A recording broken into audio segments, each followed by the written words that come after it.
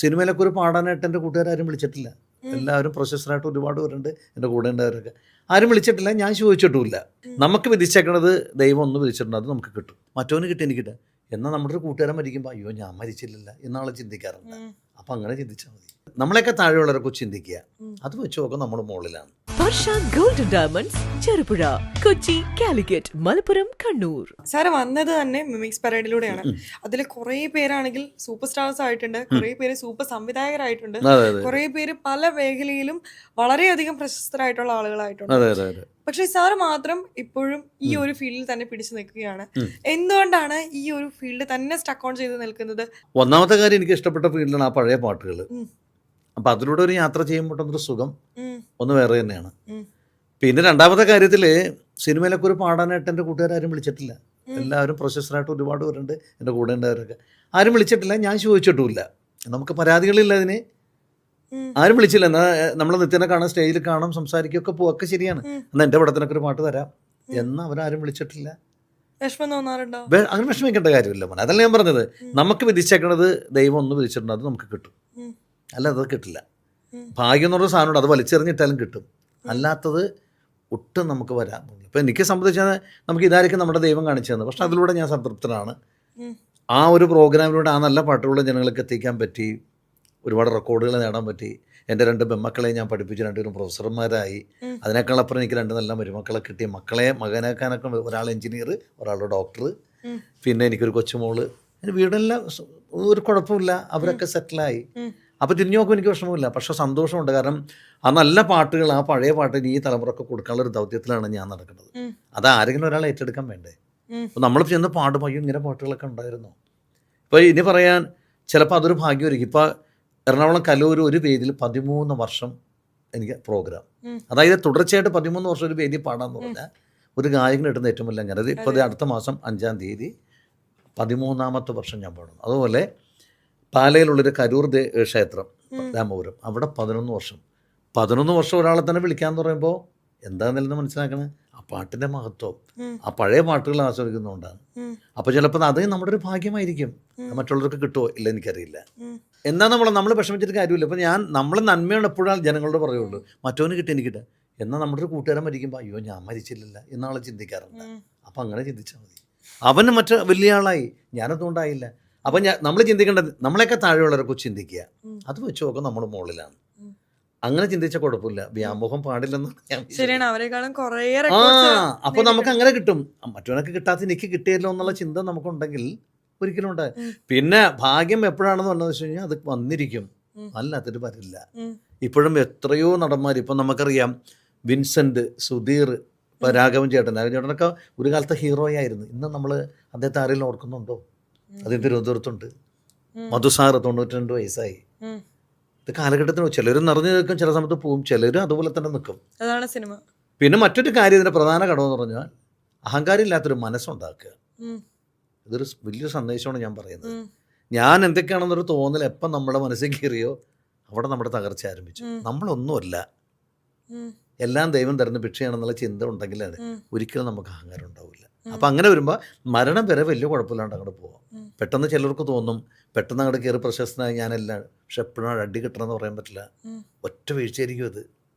അപ്പോൾ യേശുക്രിസ്തു പറഞ്ഞൊരു വാക്കുണ്ട്, നീ എത്രത്തോളം ഉന്നതനാവോ അത്രത്തോളം വിനീതനാകുക. ഈ ഒരു തത്വം മനസ്സിൽ വെച്ചാൽ മതി. ഞാൻ അതിലാണ് വിശ്വസിക്കുന്നത്. നമുക്കിട്ട് സന്തോഷമുണ്ട്. ഇന്നും ലളിതമായ ജീവിതത്തിലൂടെ ഞാൻ പോകുന്നു. അതാണ് എൻ്റെ ഇക്ക പണ്ട് തൊട്ടേ സ്റ്റേജ് ഷോസ് ചെയ്യുന്ന, പണ്ടും ചെയ്യുന്നുണ്ട്, വർഷങ്ങളായി ഇപ്പോഴും ചെയ്യുന്നുണ്ട്. അപ്പൊ പണ്ട് ചെയ്യുമ്പോഴും ഇപ്പോഴും ചെയ്യുമ്പോഴും ജനറേഷൻ ഗ്യാപ്പ് വളരെ വ്യത്യാസമുണ്ട്. അപ്പൊ ആളുകളുടെ മെന്റാലിറ്റി വ്യത്യാസമുണ്ട്, ആളുകൾ എൻജോയ് ചെയ്യുന്ന ഡിഫറെന്റ് വേസിലാണ്. അപ്പൊ പണ്ടുള്ളതും ഇപ്പൊ ചെയ്യുന്നതും തമ്മിലുള്ള എന്താണ് വ്യത്യാസമായിട്ട് തോന്നുന്നത്? ഏറ്റവും രസകരമായിട്ടുള്ള ഒരു അനുഭവം എന്താണ്? അനുഭവം എന്ന് പറഞ്ഞാൽ ഒരുപാട് അനുഭവം. കാരണം ഈ പഴയ പാട്ടുകൾക്ക് എന്ന് പറഞ്ഞാൽ മരണമില്ല, അതുകൊണ്ട് അത് ഇഷ്ടപ്പെടുന്ന ഒരു ഓഡിയൻസും ഉണ്ട് എവിടെയും. അപ്പോൾ തട്ടുളിപ്പ് പാട്ടുകളും ഉണ്ടാവും. ആ പഴയ പാട്ടിന് ഇപ്പോൾ നമുക്ക് ഒരു മധുരക്കനോ ലഹരിയിലെങ്കിൽ ചിലപ്പോൾ ജനറേഷൻ അത് വന്ന് ചോദിക്കും, പടകാളി എന്ന് പാടാൻ പറയും, അത് പാടും. അന്തിക്കടപ്പുറത്ത് പാടാം, അത് അവർക്ക് ഇഷ്ടപ്പെട്ട പാട്ടാണ്. പക്ഷേ ഒരു 50-ന് ഇരട്ടുള്ള ആളുകൾ ഇന്നലെ നീ ഒരു സുന്ദരരാഗമായി, മനുഷ്യമന്ത്രങ്ങൾ സൃഷ്ടിച്ചു, ചക്രവർത്തിനി, ഇതൊക്കെ കേൾക്കുമ്പോൾ അവർ സൈലൻ്റ് ആയിട്ടിരുന്ന് കാണുന്നതാണ്. ഇപ്പോൾ ഏറ്റവും കൂടുതൽ ഒരു അനുഭവം പണ്ട് എനിക്ക് മല്ലപ്പള്ളി എന്നൊരു സ്ഥലത്ത് വെച്ച് ഞങ്ങൾ പാടിക്കൊണ്ടിരിക്കുമ്പോൾ അപ്പോൾ അടുത്ത അച്ഛൻ ഒരു പള്ളിയിലായിരുന്നു. ഇങ്ങനെ അച്ഛൻ പറഞ്ഞു ഇങ്ങനെ അദ്ദേഹത്തിന് ഇത്രയും പാട്ടറിയാം, ഇന്നലെ 23 പേരുടെ ഗാനമുള്ള ഇന്ന് ഒരാൾ എന്നാണ് പാടുന്നത്, പക്ഷെ അത് നിങ്ങൾ പറയുന്ന പാട്ട് എന്ന് പറഞ്ഞ് പാട്ട് ചോദിച്ചു. ഓരോരുത്തരും ഇഷ്ടമുള്ള പാട്ട് പറയാൻ തുടങ്ങി. ഒരു പ്രായമുള്ള ഒരു 90 വയസ്സായിട്ടുണ്ട് ഒരു അപ്പാപ്പൻ, ഷർട്ട് ഇട്ടിട്ടില്ല, ഒരു നാട മാത്രം ഇട്ടിട്ട് സ്റ്റേജിലോട്ട് കയറി വന്നിട്ട് എന്നോട് പറഞ്ഞു, മോനെ ഈ നിത്യകാമുകി ഞാൻ നിൻ മടിയിൽ എന്നുള്ളൊരു പാട്ട് കേട്ടിട്ടുണ്ട്, അത് ഏത് പടത്തിലെ? ഞാൻ പറയുന്നത് സൂസി എന്ന് പറഞ്ഞ സിനിമയിലാണ്. ആരെഴുതി? ഞാൻ പറഞ്ഞു വയലാറച്ചൻ എഴുതി. ഒന്ന് പാടാമെന്ന് ചോദിച്ചു. ഇത് ഞാൻ പാടിയപ്പോൾ ഞാൻ അങ്ങനെ പറഞ്ഞു, ഇദ്ദേഹം പറഞ്ഞ പാട്ട് എന്ന് പറഞ്ഞ് ഞാൻ ഈ പാട്ട് പാടി. മനസ്സിന് ഒരുപാട് വേദനിപ്പിച്ചൊരു സംഭവം. പാട്ട് കഴിഞ്ഞപ്പോൾ അദ്ദേഹം ഇങ്ങനെ വന്നു, കണ്ണിങ്ങനെ നിറഞ്ഞിരിക്കുന്നു.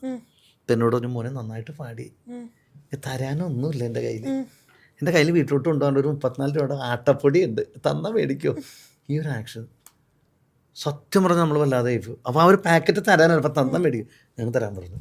ഇതെടുത്തിൻ്റെ കയ്യിലോട്ട് വന്നു, കണ്ണിങ്ങനെ നിറഞ്ഞു. അപ്പോൾ അച്ഛൻ പറഞ്ഞു, മൻസൂർ ഇത് അദ്ദേഹത്തിൻ്റെ മനസ്സാണ് തന്നത്, ലക്ഷങ്ങൾ ചിലപ്പോൾ വില മതിക്കുക, ആ ഒരു സന്തോഷം. നമ്മൾ ശരിയാണ് അച്ഛൻ.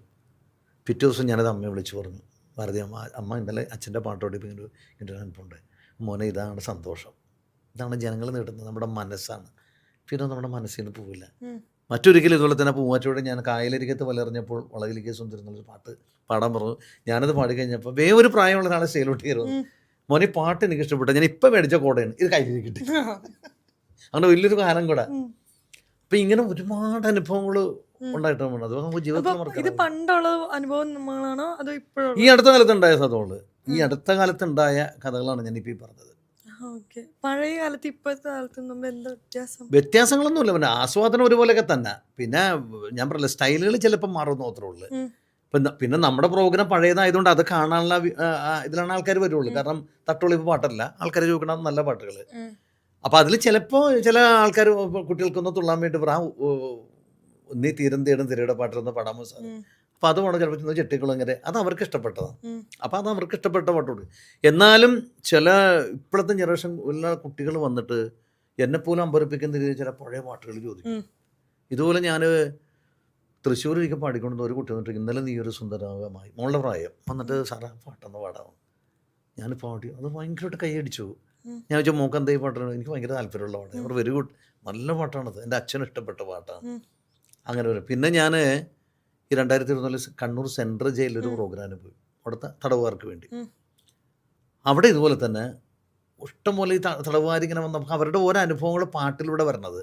ഒരാൾ ശ്യാമസുന്ദര പുഷ്പമേ, ഒരാൾ ഇളവന്നൂർ മഠത്തിൽ നടക്കില്ല. അപ്പോൾ ഒരു തടവുകാരൻ വന്നിട്ട് നല്ല പഠിപ്പുള്ളൊരു ആളാണ്. സാറാ കരിനീല കണ്ണുള്ള പെണ്ണെ, നിൻ്റെ കവിളത്ത് ഞാനൊന്നും നുള്ളി, നാസിറിനെ ലളിതാണ്, ഒന്ന് പാടാമെന്ന് ചോദിച്ചു.